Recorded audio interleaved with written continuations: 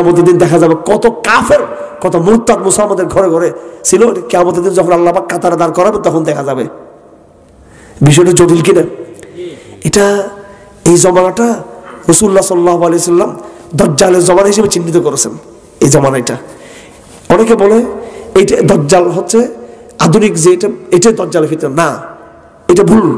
দাজ্জাল এভাবে শারীরিকভাবে সে আসবে, একদম প্রকাশ্যে আসবে, একজন ব্যক্তির নাম হচ্ছে দাজ্জাল।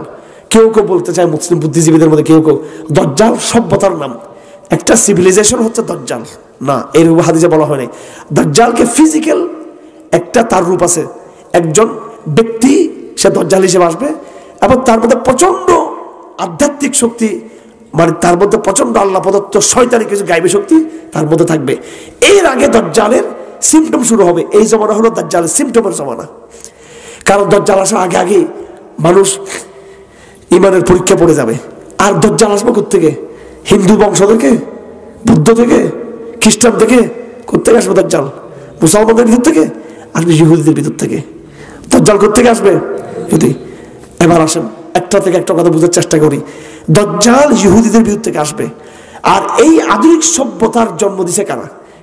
ইহুদিরা জন্ম দিছে। এটা বুঝে নেবার চেষ্টা করি। কেমনে জন্ম দিছে? মানে এই যে আধুনিক জমানায় বিজ্ঞান আসছে, সব বিজ্ঞান ইহুদিরা আবিষ্কার করে নাই।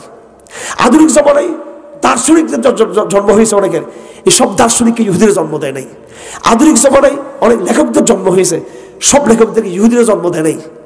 এরা ইহুদি ঘর থেকে আসে নাই। কিন্তু ইহুদিরা যেটা করেছে, এক একটা মতবাদ দুনিয়াতে আসে, আর ইহুদিরা মানুষকে নাস্তিক বানানোর জন্য ওই মতবাদটাকে তারা ইউটিলাইজ করে। তারা বুঝছেন? আপনি এই গ্যালিলিও, ডারউইন, এই আপনার এই যে আইজাক নিউটন, তারপরে এই যে মেকিয়াভেলি, এরা তো সবাই ইহুদি ছিল তা না। এরা সবাই ইহুদি ছিল তা না। এরা দুনিয়াতে আসছে, ওরা একটা মতবাদ দিয়ে গেছে। মতবাদটাকে দুনিয়াতে প্রমোট কে করলো? এটাকে প্রকাশ করলো কে? আইজাক নিউটন একবার আগাগোড়া পাক্কা একজন খ্রিস্টান ছিল, আল্লাহকে সে বিশ্বাস করতো। আইজাক নিউটন এখন সেটা থিওরি দিল, হ্যাঁ, মাধ্যাকর্ষণ শক্তি, এরপর ল অফ নেচার। এখন সে এগুলো বলছে, আল্লাহকে অস্বীকার করার জন্য সে এগুলো কিন্তু বলে নাই।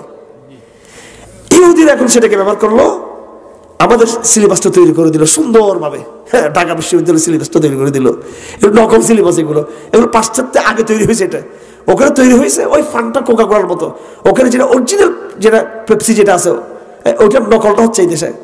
বাট নকল মানে ওরাই তো, মূল তো ওরাই, কিন্তু এটা জাস্ট একটু কমে গেছে এখানে। গরিব পেপসি, গরিব ফান্টা, গরিব কোকা কোলা। হ্যাঁ, এদিক থাকেন, কথা বুঝাচ্ছে। আমাদের দেশের ফান্টা 7 যেমন,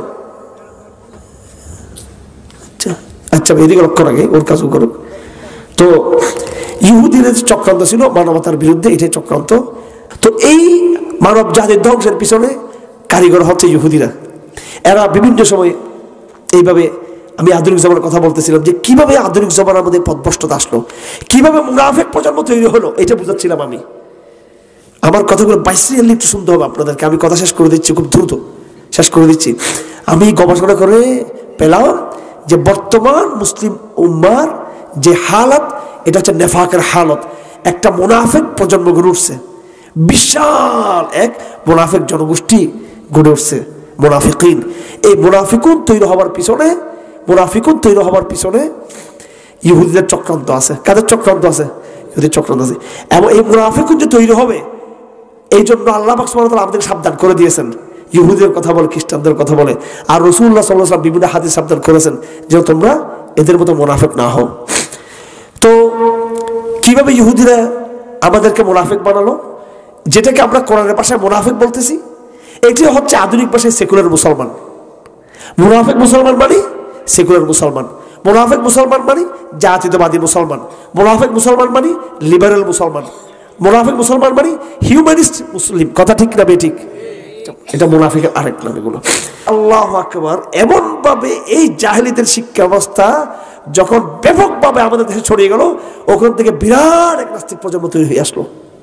অথচ এই লোকগুলো যারা আমাদের খানদানে আছে, আমি বললাম, এরা তো সরাসরি ব্রিটিশের একদম, এদের রিক্রুট ছিল, এরা ডাইরেক্ট রিক্রুট ছিল এদের। কিন্তু এরা পর্যন্ত এরকম নাস্তিক হয় নাই যেরকম নাস্তিক হয়ে গেছে ব্রিটিশরা চলে যাওয়ার পরে এই দেশ থেকে শিক্ষিত শ্রেণী তৈরি হয়েছে। এরা এই পড়াশোনার মাধ্যমে, এই জাহেলিদের শিক্ষা ব্যবস্থার মাধ্যমে তারা যেভাবে দিন থেকে বিচ্যুত হয়ে গেছে। কিভাবে হলো? এই শিক্ষা ব্যবস্থা ডাইরেক্ট নাস্তিক বানাচ্ছে না, আমি বলতেছি, কিন্তু আমি সব ঠান্ডা মাথায় বলতেছি, ডাইরেক্ট নাস্তিক বানাচ্ছে না। আপনি বলবেন হুজুর এগুলো কি বলতেছে? হ্যাঁ, আমি কলেজে পড়েছি, বিশ্ববিদ্যালয়ে পড়েছি, আমি কি নাস্তিক হয়ে গেছি? আমি কি হজ করতেছি না? আমি কি মসজিদে যাচ্ছি না? আমি কি মাহফিলে সাদা দিচ্ছি না? হুজুর কি বলতেছেন এগুলো? হ্যাঁ, আরে ভাই, আপনি নাস্তিক হয়ে যান নাই, কিন্তু আপনি সংশয়বাদী হয়ে গেছেন। আপনি সংশয়, যেটা ওই যে বলছেন মুনাফিক, এদিকে ওদিকে, এক পা মসজিদে এক পা এদিকে, ওটা করছে। আপনাকে ডাইরেক্ট নাস্তিক বানায় নেই, ডাইরেক্ট মোরতাদ বানিয়ে দেয় নেই, কিন্তু আপনাকে তারা কনফিউজড করে দিয়েছে ইসলাম সম্পর্কে। Majority of the educated person বাংলাদেশে ইসলাম সম্পর্কে কনফিউজড। এরা কিন্তু ইসলাম কনফিউজড। এগুলো তবলিগ জামাতে গিয়ে কিছু কিছু কাজ করছে, এরপরে শিবির জামাতে, এরপরে ইদানিং সালাফি দাওয়াতে, এরপরে মোল্লাদের এই দেওবন্দীয়দের তাহারিকের কিছু প্রভাব, সবটা মিলিয়ে বাহির থেকে কিছু প্রভাব গিয়ে কিছুটা এদের মধ্যে চিন্তার পরিবর্তন। শেষে জাকির নায়কের উত্থান হলো, উনি কিছু আবার শিক্ষিতদের দাওয়াত দিলেন। এরপর আরো বহুত কিছু হতে হতে এইভাবে নানান দাওয়াতের কারণে কিছু মুসলমানের দিতে ফিরে আসছে। কিন্তু মোটামুটি এই শিক্ষা ব্যবস্থার মাধ্যমে খবর নিয়ে দেখেন আমাদের মেয়েদের অবস্থা, শিক্ষিত ছেলেদের কনফিউজড ইসলাম সম্পর্কে, মনে মনে সংশয়, আল্লাহকেও ছাড়তে পারতেছে না পারিবারিক ঐতিহ্যের কারণে।